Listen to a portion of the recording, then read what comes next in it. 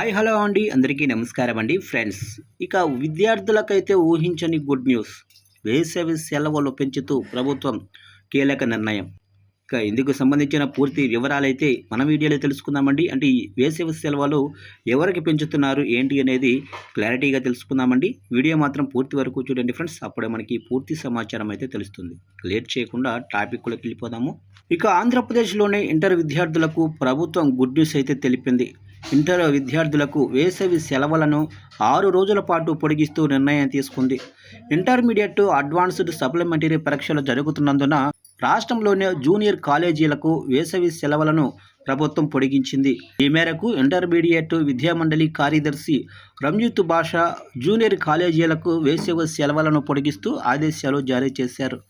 వాస్తవానికి జూనియర్ కాలేజీలు జూన్ 1వ తారీఖున తెరవాల్సి ఉంది.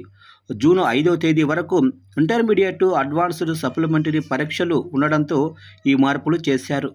జూన్ 6 నుంచి జూనియర్ కాలేజీలు పునఃప్రారంభించాలని ఉత్తర్వుల్లో సూచించారు. అయితే అకాడమిక్ క్యాలెండర్ ప్రకటించిన మిగతా కార్యక్రమాల్లో ఎలాంటి మార్పు ఉండదని తెలిపారు. ఇకపోతే ఏపీలో స్కూల్స్ మాత్రం జూన్ 12వ తారీఖున తెరుచుకోనున్నాయి. తిరిగి 2026-27 విద్యా సంవత్సరం కోసం పాఠశాలలు జూన్ 12వ తారీఖున పునఃప్రారంభం కానున్నాయి. ఇక జూన్ 5 వరకు వేసవి సెలవులు. ఆంధ్రప్రదేశ్లోని ఇంటర్మీడియట్ విద్యార్థులకు విద్యాశాఖ గుడ్ న్యూస్ అయితే తెలిపింది.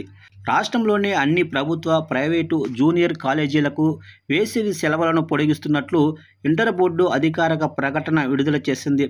షెడ్యూల్ ప్రకారం మే నెలతో సెలవులు ముగిసి జూన్ 1వ తేదీ నుంచే కాలేజీలు తిరిగి ప్రారంభం కావాల్సి ఉంది. అయితే ఇంటర్ సప్లిమెంటరీ పరీక్షలు జూన్ 5 వరకు కొనసాగనున్న నేపథ్యంలో కాలేజీల రీఓపెనింగ్ తేదీని జూన్ 6వ తేదీకి వాయిదా వేసింది.